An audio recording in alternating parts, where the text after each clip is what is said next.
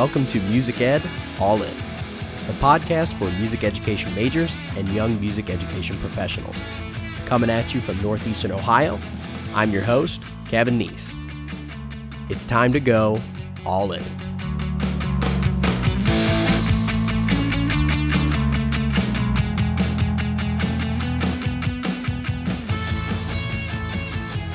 Hey, what's going on, guys?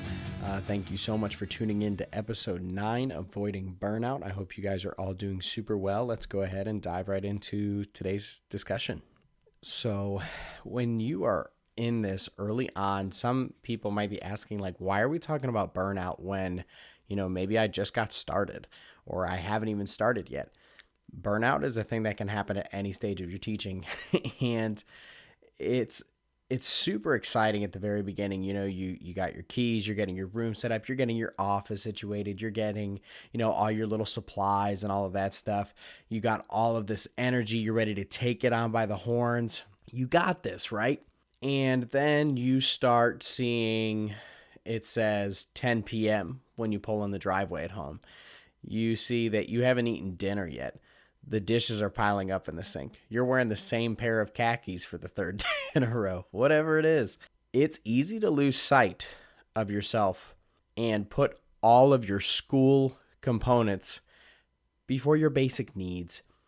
And that is something that we really, really need to sit and think about. And then we start getting overwhelmed by the piles that are getting on the desk, the inbox on your email that's getting full, the answering machine that has messages about your kids possibly performing different places. And all of these things start to fall by the wayside. They get put on the back burner, and essentially they impair your ability to do what's best, not only for your school, your program, your kids' families, but most importantly, yourself in this time. The theme of this whole conversation is basically going to be, you can't take care of others unless you take care of yourself. And we're going to talk about some specifics on how and why. So I'll share a little bit of background about my personal experience with, getting exposed to moments of burnout. My first job was absolutely awesome. I was very, very excited. I grew very, very attached to the program, the kids, the families, the colleagues, and, relationships I built. So first job at Benton County, I'm the instrumental music teacher, grades 6 through 12. I'm the only person. I teach elective classes. I'm going back and forth between different buildings. And I had so much energy to take this job on by the horns. I absolutely loved it. Year one, I was super, super excited to get started. What started to happen was, in that first year, you're kind of like a yes man. If a opportunity is presenting itself, you typically say yes to it without much thought. You're just like, oh yeah, we can do that. And then you just do it. Eventually that adds up and you start seeing that hours aren't a thing. I remember I was pulling in the driveway probably 9 p.m. almost every day in that first year. And I know that some people are like, that sounds crazy. Just a little bit of background. In the fall, all marching band was after school. So they had practice immediately after school. Our school day went to 3:30. By the time you're done with practice, they started practice at like 4 o'clock. That went to about 5:30. You're waiting on kids to get picked up. That's 6 o'clock. You're trying to do administrative work. That might take you to 7. It could easily be almost 9 o'clock. And I lived 45 minutes away by the time you get home. Okay. And this was something that started to build and add. And truthfully, I'll say it took its toll on me.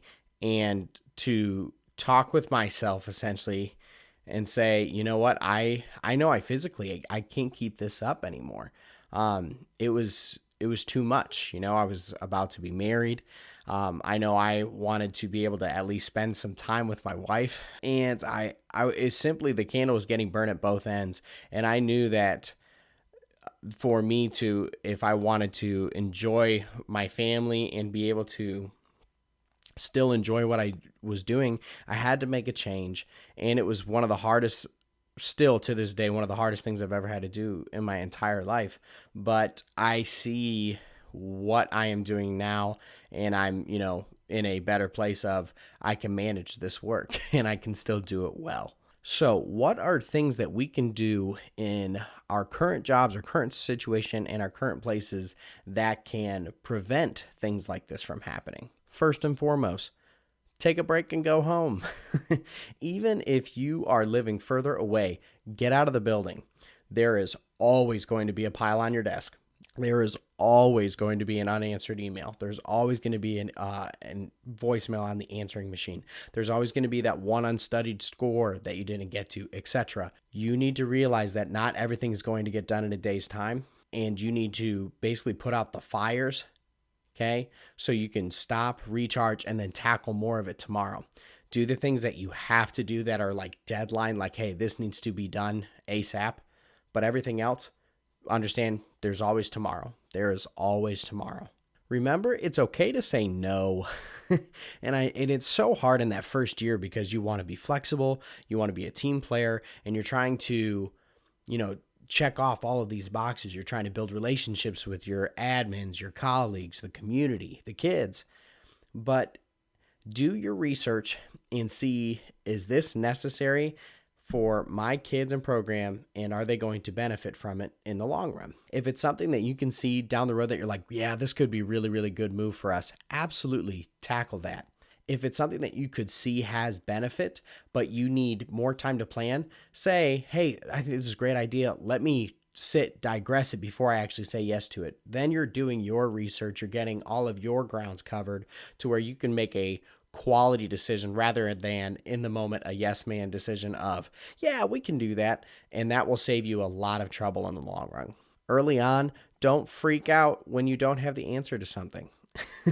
Again, like we just talked about a second ago, research it and get back to them. Especially when you're in those early years of teaching, you're at that age where you are probably the age of some of your parents' kids or older siblings of the kids that you currently have. And it can be a weird thing when you don't have the answer to something and you feel pressure to be like, oh, I got to give them something. Yes, you do need to give them something, but do it with the research and stuff. Don't freak out and panic in the moment, because that can create a lot of strain on the mind and body if you constantly dwell on things like that. Funny story, I was just thinking about being like the young kid teacher, the older brother teacher, and I remember when I was sitting in my office in Van County, it was getting ready for band camp, and I had a parent walk in and I had a whistle on, and the woman looked at inside the office, looked around the band room, looked back inside the office, and you could tell she was thinking to herself, is this the guy? Like, I looked like I'm 12, people. For people that aren't watching the YouTube podcast and you're just listening, like, I don't look that old. And it's something that I deal with every single day, and it doesn't bother me. But it's just funny to think that you're this person that's making all of these high-level decisions, and you might not necessarily look like you're this seasoned person, but that's okay. Again, don't freak out when you don't have the answer to something. Research it, take your time, but make sure you do get back to them in some sort of timely fashion. But if you don't get to it right away, don't panic. If you're sick, stay home, especially now. I know I used to be super bad about this. I am, the person that I was like, I'll be fine. I'll tough it out. I'll be good. I remember there was one particular Friday morning, and I think it was food poisoning. I don't really know, but I know that I actually had gotten sick, and it was during marching band season, and I was just like, I got to do it. And I went to school. I felt miserable. I felt awful. We got through the Friday evening, and then I pulled in the driveway at home, and I was just like, why did I do that? Like, I could have arranged it to where, my color guard advisor or somebody, there would have been supervision for the kids. I should have taken care of myself, because I know that evening I was a little bit more snippier with the kids. I wasn't as, my happy-go-lucky, high-energy self, and I just knew it kind of took away from the moment, and I just thought back, if I would have just stayed home, took care of myself, recharged, it would have done everybody a whole lot of good. And not just me, but the kids and, our parents and so on that were surrounded by us. If there's something that I can recommend that you do during the school day, is get out of your office. If that's you stepping outside just to take a breather, do it during your lunch and playing period. If that's you just getting up, walking around the cafeteria, saying hey to the kids, first off, the kids love that. And second, it gets you out of your room. Visit the teacher's lounge. Go to the main office. Say hi to the secretaries. Check your mailbox. Get out of your office. Those four walls can confine you. And sometimes those walls are screaming the things that you need to do that aren't done. Sometimes you need to separate yourself from that to where you can come back in and and tackle the remaining tasks that you have left. In somewhat of a relation to that, if you're a task person that's like, oh, I know I need to get this done, I need to get this done, the sticky note method is rewarding and it's fun. Where you write the task down on a sticky note, you slap that bad boy up on the wall, but then it's the most rewarding feeling when you can just rip it off of the wall and you're like, heck yeah, you crinkle it and you throw it in the trash. It's awesome. That's the best. Another thing that you can do outside of the school day is find some sort of hobby. I know just yesterday, I actually went golfing with my brother, and I simply just needed to get out of the house. It was something that was necessary because I was like, wow, so we're starting summer vacation, and I need to get away from some music-based things for a little bit.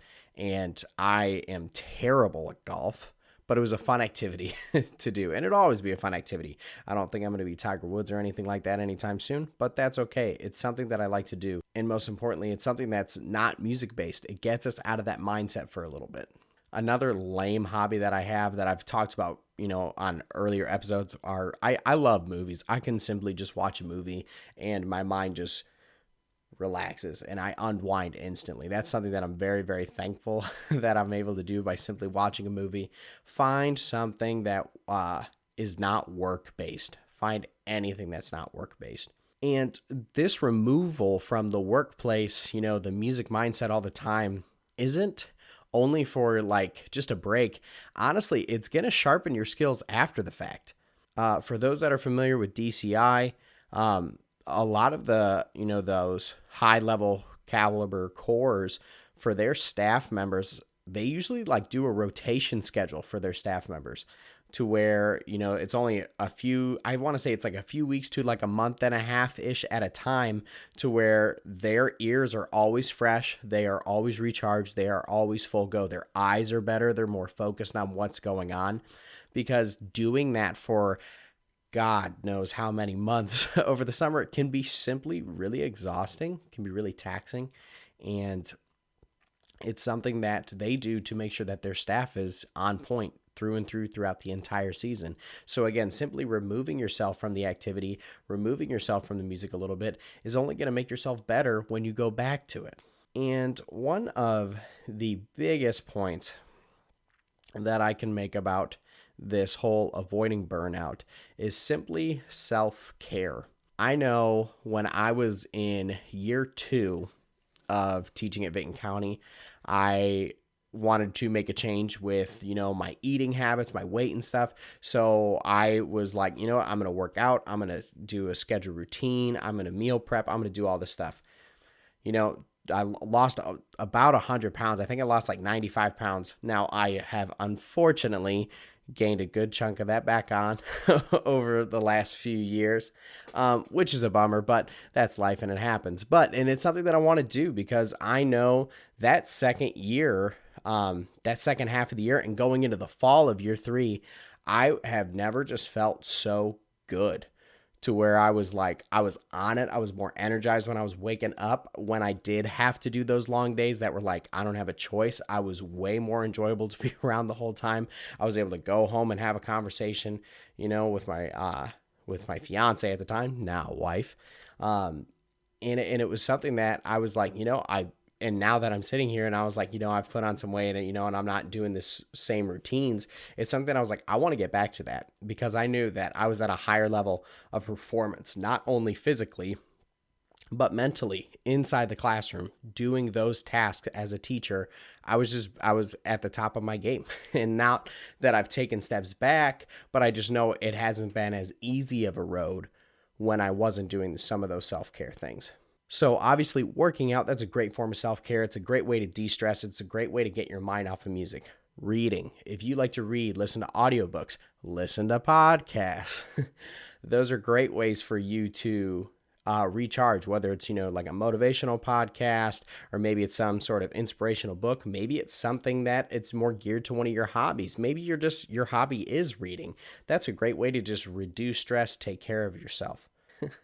Schedule doctor's appointments when they're needed. I know, thank God for my wife, because she's super awesome about like, hey, you should probably like schedule a doctor's appointment. I'm like, oh, wow. Like that's smart. I know I had never been to a chiropractor before I met my wife, and that was literally one of the best decisions I've ever made, was to schedule an appointment with a chiropractor, and it's a game changer. Highly recommend if you've never done it before. Now, development. This is another form of self-care, and we always think of like PD as professional development. There's also things called like personal development, and it's something that you should do, not because you have to, but something that's fun and that you kind of want to do. I know this is kind of nerdy, and it is school related in a sense. One of the goals that I have for myself is I want to become Google certified as a Google certified educator, on level 1, 2 trainer, and then eventually one of the innovators. That's a goal that I have for myself. So I think that's something I'm going to start tackling this summer. Now, would I want to typically do that during the school year? No, not at all. That would be a nightmare. This is something that I want to do over the summer to see what I can incorporate over the upcoming year. But it's something that, again, that I want to do for my personal benefit, not just for my kids, not just for the things that I have to do in the fall, but it's something that I want to get better at, so that if, I have a colleague that asks a question about something, I can be better prepared on what that may be. And I just want to be more comfortable with the programming that we're working with. So that's a personal goal that I had for myself, and a personal form of development that can also benefit me professionally, which is kind of cool. Another thing that we can all do that is just awesome: be social. Get out and hang out with people. Now, right now, that's not the easiest thing to do, kind of in the midst of a global pandemic, not something that we're typically used to. But even if that's a Zoom call, FaceTime, Skype, whatever it may be social with people. And again, it's sometimes you got to get away and don't talk shop, maybe when you're hanging out with your band buddies, your choir buddies, orchestra buddies, it's very, very easy to be taken into, well, what are your kids doing? Or, we're going to talk about literature and stuff. And it's just really easy to go on tangents and talk for hours and hours on it. But sometimes you need to remove yourself from that and just say, hey, did you watch that football game? Or hey, have you read this book? Have you watched this Netflix series? Whatever it is, get out of talking music 24/7. And I know my wife definitely reminds me that, like, I'll come home and I'll just kind of like talk about my day. And sometimes what I do is, no joke, and this is so lame, she'll be like, oh, how did your day go? And I will literally, again, I go into teacher mode, and I'm probably talking at teacher decibel levels when I'm telling her this, so it's probably really obnoxious, but I'll be like, oh yeah, first, at the beginning of the day, beginning band did this and blah blah blah blah, we worked on this and this and this and this. And I literally like go through the day and what I did with all the kids, and it's like, she doesn't need to know that. She doesn't need to know all these stupid like little details. And again, it's just, for my wife, who's not a band person, she appreciates music, she loves music, and we can definitely have bonding moments on it. But it's also good, and it's always a great reminder for me to be brought back into a reality where band isn't 24/7, and at the end of the day, it's a job. and with that, you want to be able to do this job for a long, long time. Stepping away can do a whole lot of good. I'll close with this. When we had freshman orientation at Ohio University, this would have been fall of 2011. I had to think about that for a second. It's been a little bit. And we're in the convocation center. You're getting speeches from some upperclassmen kids. There's, all the trustee people. And then the president comes up on the stage. And, the president was a really high energy guy. And, he's hyping up all the kids, hyping up the crowd. And I remember he had said something that was along the lines, and I might be paraphrasing a little bit. It was, You are here for a reason, not for a season. And it was basically like, take care of yourself. We want you here for the long haul. We don't want you just here for a semester. We don't want you here for just a quarter. At that time, it was on quarters. And that's something that I have thought about a lot, especially over the course of not only my undergrad, but in my, first 4 years of teaching I want to do this for, that 35 years. I want to be able to do it and I want to enjoy it the whole time. If you're getting to the end of your first week and you're like, I don't know if I can do this forever. First off, you're going to be just fine. So don't sweat it. Second, but if you're getting into those, those first years and you're like, geez, like this is, I don't know, man. That's the thing. We want to be able to do this for a long time. We don't want to be cashed out. We don't want to put in all of our chips at the very beginning to where we have nothing left to give at the end. So it's something where we need to learn how to take care of ourselves, learn when to stay home when we're sick, learn to remember it's okay to say no, take a break, step back, get away from the desk, get away from the podium, get away from the score for a little bit, and simply enjoy the other things that are around us. Simply put, don't be afraid to golf, even if you're terrible at it. Like me. Don't be afraid to get out of your comfort zone and do something new. Read, listen to podcasts, do those things that you enjoy so we can enjoy this profession throughout the entirety of our careers. Thank you guys so much for listening. Take it easy, everybody. Hey guys, thanks again so much for listening. If you liked this video, please feel free to subscribe. If you're more of a visual person, feel free to subscribe right on YouTube. If you're more of just wanting an audio, if you're that person that likes to ride in their car, be sure to check out Buzzsprout, iTunes, and Spotify. If you like to email, feel free to email musiced.allin@gmail.com. Don't forget to like the Music Ed All In Facebook page for updates, trailers, and more. Take it easy, gang, and always go all in.